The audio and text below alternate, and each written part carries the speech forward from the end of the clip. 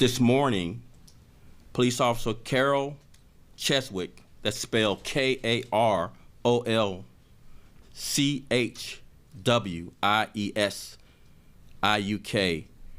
a 2.5-year member of the Chicago Police Department, was arrested this morning by Federal Bureau of Investigation officers, detectives, and Chicago Police Department detectives for his alleged participation in the storming of the U.S. Capitol on January 6, 2021.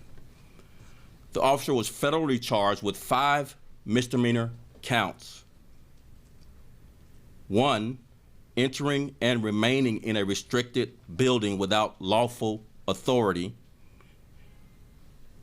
disrupting government business by engaging in disorderly conduct in a restricted building, disrupting a congressional proceeding,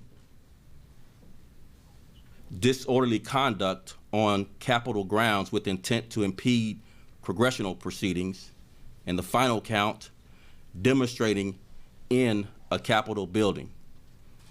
The officer was relieved of his police powers June 2nd, 2021, after Chicago Police Department was notified, after I was notified by federal authorities of his alleged participation while off duty in this incident that left more than 100 Capitol officers injured.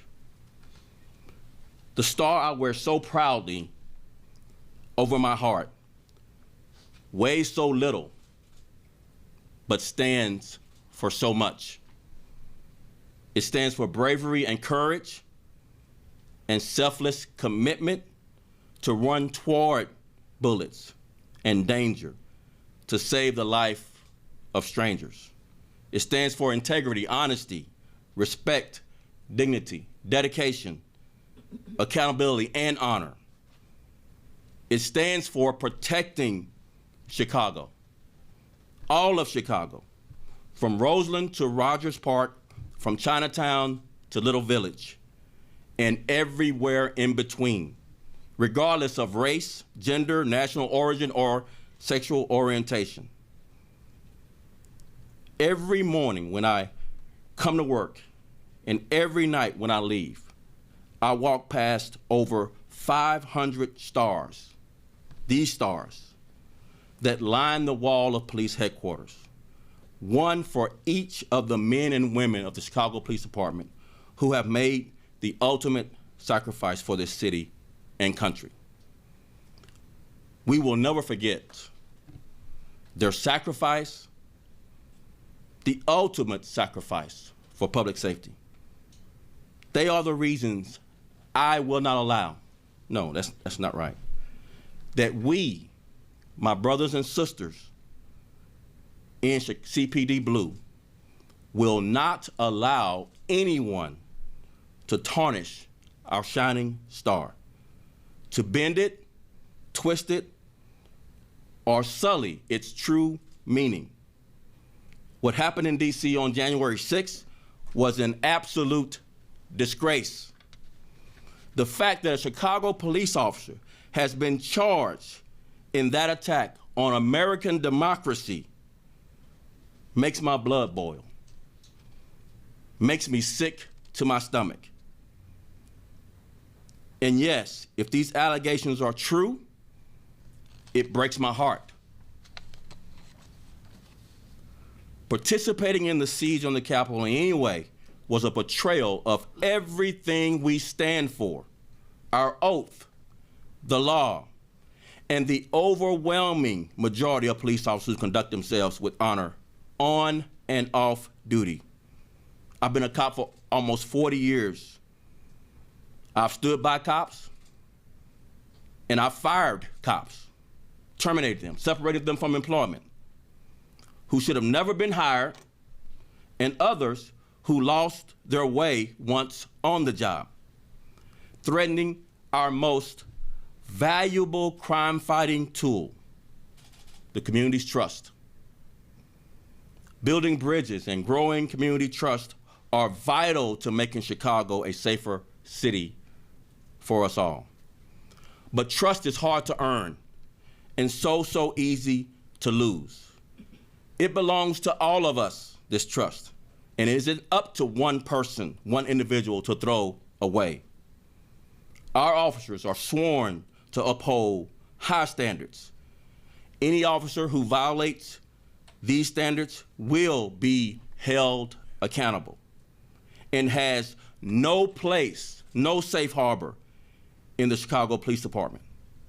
We have a zero tolerance for hate and extremism of any kind within the Chicago Police Department. And if you harbor such ignorance in your heart, you should take off your star now and find another line of work, or I'll do it for you. Mayor.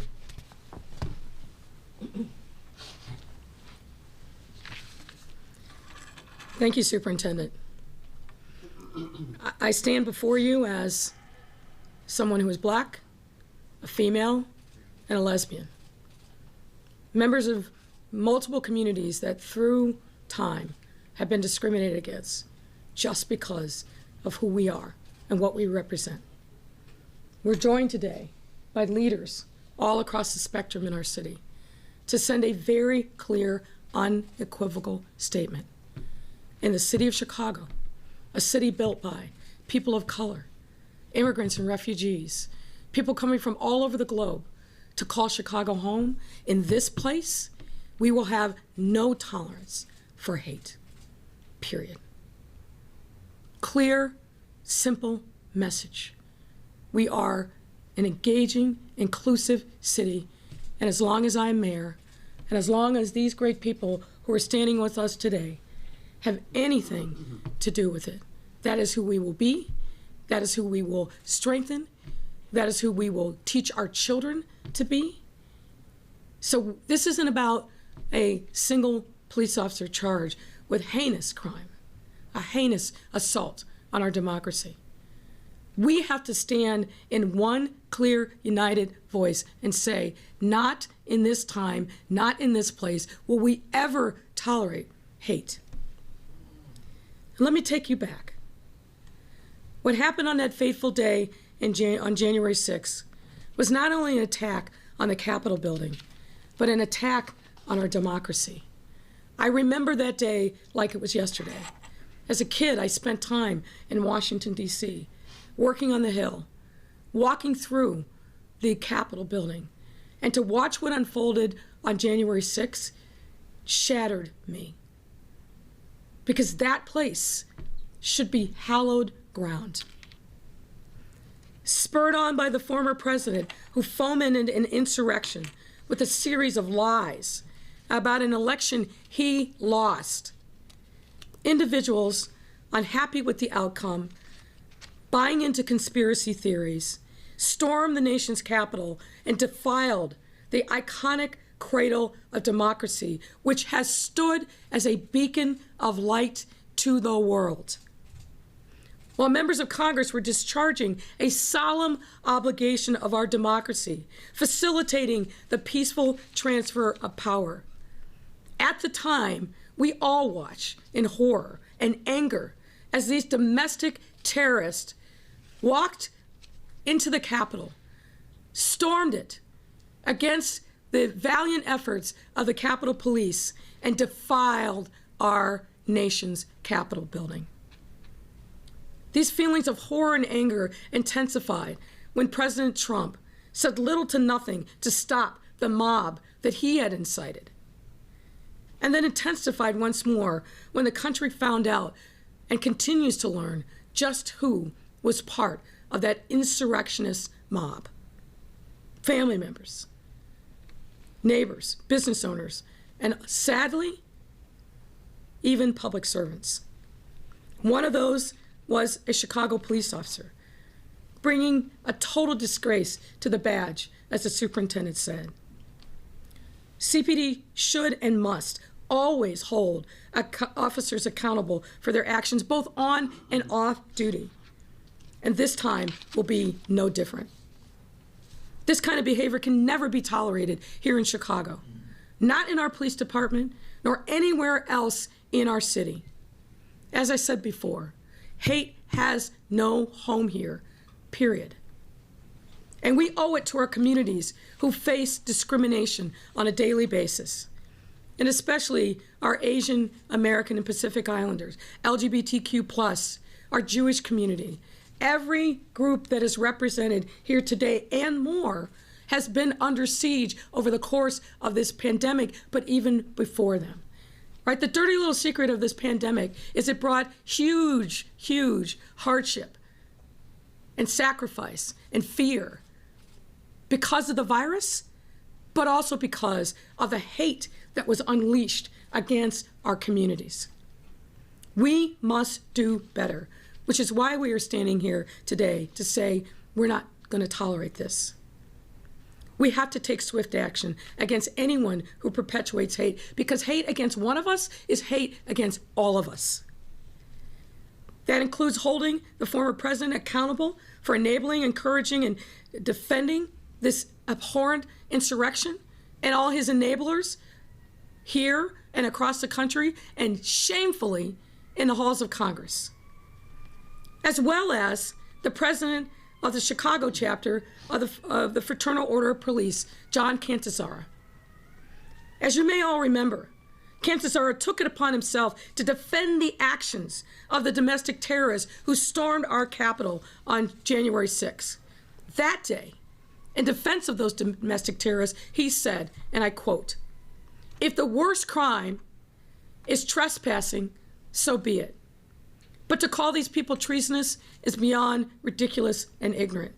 This is not the same. This is not some mass insurrection coup attempt," close quote. Those were his words on that day. And like Cantazzara has done shamefully so many times over the years, he blew a dog whistle that day that was heard and answered. And it was only after he learned that a police officer had been murdered by these domestic terrorists did he try to walk back his statements.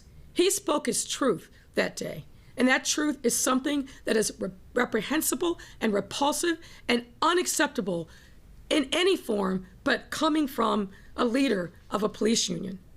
And that's why he was sanctioned by the national FOP in a rare rebuke that condemned his remarks, and rightfully so.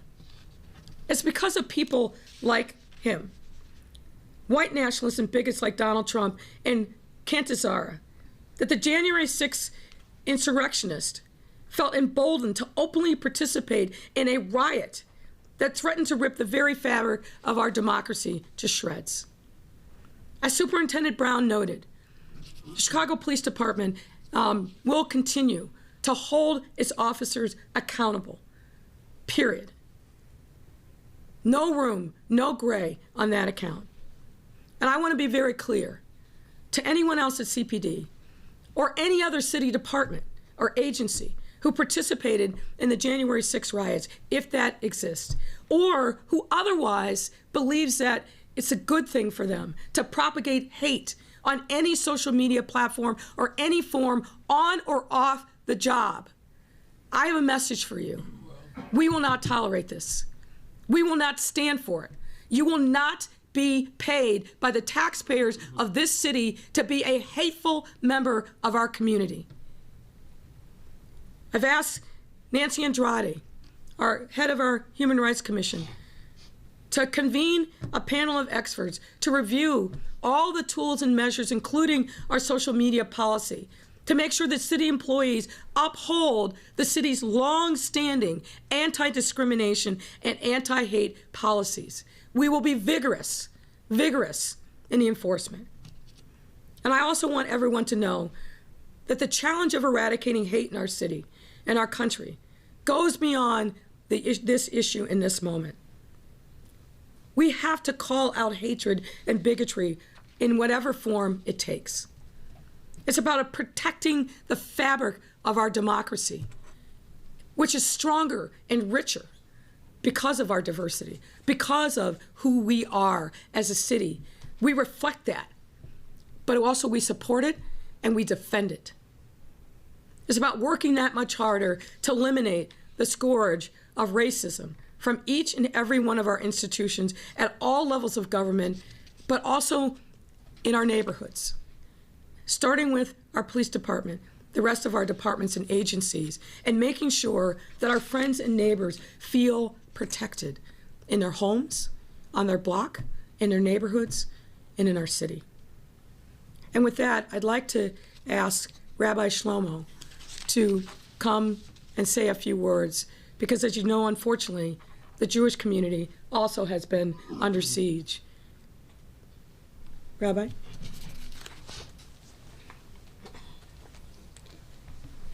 Thank you, Madam Mayor. I am here today along with a very diverse group of leaders for one reason, because today is, like the mayor said, not just an opportunity to focus on one individual, but on a much larger issue, to make a statement that we stand united against hate. But it's important for us to realize that hatred comes in all shapes, forms, and sizes, and from different sources as well. Sometimes it comes from the far right. Sometimes there are enablers on the far left. This is not political. Regardless of one's political views, there's room for diversity.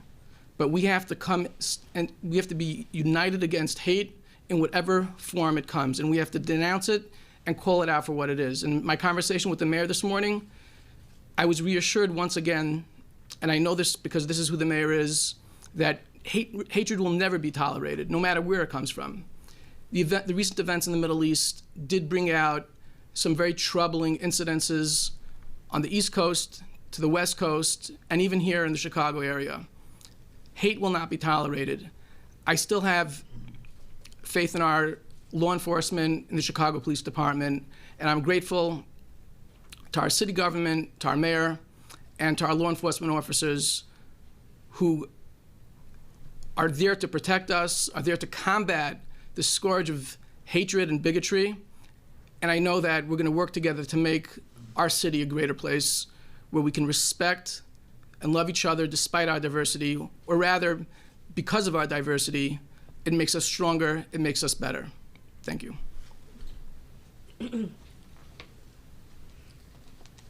And let me just also note the other leaders that are here with us today. We have Dan Goldwyn from the Jewish United Fund, Karen Wilson Freeman, the head of the Chicago Urban League.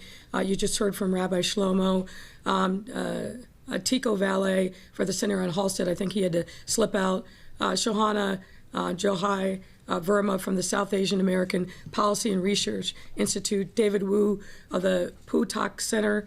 Dan Goldwyn, as I mentioned, from the Jewish United Fund. We have Alderman Errol Boyas, who's not only from the 30th Ward, but also the chair of our Immigrant and Refugees Committee. We have Alderman Felix Cardona, who is here with us, Arturo Harege from the Pilsen Law Center, Jason Rosenzweig, the Deputy Director at the American Jewish Committee's Chicago office, our great Commissioner of Mayor's Office of People with Disabilities, Rachel Arfa, and Nancy Andrade, who I mentioned before. Happy to take any questions that you have at this time. Oh, thank you. Oh, and how could I forget? The great Reverend Jesse Jackson, Sr., who is gracing us with his presence. Reverend, thank you so much for being here, but also thank you for your incredible moral leadership over so many decades. You've shown us what it means to be smart, forceful advocate for justice, and for people who are most vulnerable, who are most in need of our hand and our support and our love. Thank you, Reverend. Thank you, ma'am. Some questions. Yeah. Stephen Graves here with CBS 2. Two questions off the top. Number one, in your investigation, do you know if this officer traveled to D.C. on CPD time? Did he call out sick? Was he supposed to be on duty? What does that reveal? So let me clarify. The charges are coming out of the U.S. Attorney's offices in Washington, D.C., not out of the U.S. Attorney's office here in Chicago. But our Chicago police detectives and our local FBI did participate in identifying and arresting Officer Cheswick. What we can say is what's in the charging document that you should have available to you here soon is he was on medical leave for our department during the time of the riots there at the Capitol, the siege on the U.S. Capitol. So he traveled apparently by car. to the U.S. Capitol. There are some other details in the charging document that I'll leave to you to do your job as a journalist. Yeah, so knowing he was on medical leave, what is your reaction to that as superintendent, knowing he was on medical leave and going to Washington, D.C. for this purpose? So I didn't stutter when I made my comments, but I'll say it one more time because hate mongers sometimes are hard of hearing. There's no place for you in this police department. If you are going to participate in a siege on our U.S. Capitol against our democracy. You know, if that's not clear enough, if you are like-minded, you should remove the star, or I'll remove it for you, because there is no place for you in American law enforcement or the Chicago Police Department. And looking at those charging documents, what sort of stood out to me, and I'm sure it'll stand out to a lot of people, this officer was in the 11th District, Humboldt Park, obviously heavily minority community. In the charging document, he is listed as saying the N-word, referring to the people there, saying a lot of blacks are here. You talk about officers that shouldn't have been hired in the first place, officers that needed to be snuffed out. Explain to me what the department is doing. If he's writing these in text messages, people will look at this and say he's most likely done this before among fellow officers, interactions with the community. How are you dealing with complaints from the community or snuffing out officers, as you say, who have this attitude, specifically working in minority communities in the culture we're in right now? One of the things that we've talked about during this ordeal is the hiring process. And I guess a word to the wise and a cautionary tale is when we have these large hiring pushes, which we had in 2018, 2017, 2016, 2018, there's a big hiring push, that the word to the wise is you likely are going to hire people you never should have hired. This officer is one of those officers we never should have hired in 2018. It's better to go slower and vet these officers and find this type of evidence out and don't hire these people in the first place. But also, one of the things that we are going to do in relation to what we know now is try to find others who are like-minded with whatever evidence we can find and pursue with evidence relief of powers and separation from this department. There's no place for you here. And if we find the evidence to separate you, we will pursue that aggressively. Superintendent, you can stay there. Regina Waldrop with NBC5 News. Can you walk us through when you first found out about this officer's involvement, question one? Question two, are you concerned that more people in the department may have taken part in the insurrection? So when I first found out, as I mentioned, I got the call from our federal partners that this was a potential charge. That it hadn't gotten to the point of charging, and immediately I relieved the officer of powers. I had heard enough evidence to relieve the officer of police powers. There was no time that after I was informed that this officer continued to patrol the neighborhoods of Chicago at all, not a single moment. I hung up the phone, literally picked up the phone after hanging up. Let's relieve this guy of powers right now. Secondly, you know, again, as I answered the first couple of questions, it's the same answer. And so this time I'll say it for the back of the room. There's no place for you here. And we will aggressively pursue you to either relieve you of your powers with evidence and pursue aggressively separating you from employment here. There's no place for you. You can ask the question 100 different ways. We're not going to relent. We're going to pursue justice and fairness and the right public servants for this city. Thanks. Superintendent Jesse Gers with Channel 7. Yes.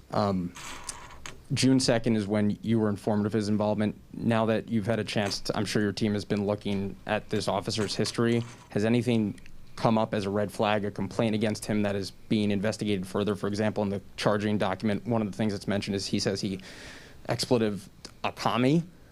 Is anything being looked at in possible, past complaints against him that are now being looked at a second time? And any indication if he used CPD resources? We know he appears to have had a Chicago Police Department sweatshirt on, but did he have a bulletproof vest with him? Did he have a service weapon or any other equipment with him that would be at the department? We don't have any evidence of any of those things. We At the time, we were looking quietly at his background to see if there was any misconduct allegations, any sustained complaints. He has no misconduct in his background, but he's only been on the department 2.5, almost 3 years now. Now that we are at this point, we are going to dig a little deeper with on the department, friends on the department, associates, and look at everyone. We are going to not leave any rock unturned. We're going to find, if it's there, the evidence, if there are other people who are like-minded with similar beliefs, and root them out of this department. When you say quietly looking, is any of that prior to June 2nd, or is that the first your department was ever looking at this officer? Right, that's the first we were looking at it. Okay. And you were just talking about looking at his associates. What do you say to officers who might be worried about a witch hunt, that might unfold looking at anyone's political opinions that may not reach this same level of frustration from leadership? What do you say to assure your officers at the same time as assuring the community you're looking into this further? I'll say it this way. If I'm not talking about you, I'm not talking about you. But if I'm talking about you, I'm talking about you. Okay. And I mean what I say. One other question. All right. Our I-team reporting yesterday that reversal of the policy you just announced about no longer canceling days off and extending those longer shifts. Let's stay on topic. We'll get that at the end, okay? Okay, I just want to make sure we can address that. This is big enough to just stay on I just want to topic. make sure we can address that at the end. Okay, We'll stay on they were topic. telling me we're Thanks. at the end, so that's All why right. I asked it. Thanks. Can I just also follow up on that? You asked the question is, should people be worried about their political views? Being a hateful bigot is not a political view. Being a hateful bigot is the antithesis of who we are as a country. This is not about somebody's political views. This is about somebody who is fomenting hate and violence against our democracy and like-minded fellow travelers, against people that all of us represent and who we stand for. That's not a political view. That is something that's antithetical to who we are as a people, as a city, as a state, as a country. So we're not going after people for their political views, but we are going after people who are hateful and trying to foment violence against fellow residents of our city and our country. That is a very different thing. And I don't want to normalize this behavior, because it's not. It's not normal, and we're not going to tolerate it. Last one. The only other thing for me was to the superintendent about that I-team report I just mentioned. Well, if you don't mind, we'll just get with you offline, sure, when it's over. Okay. All right, thank you.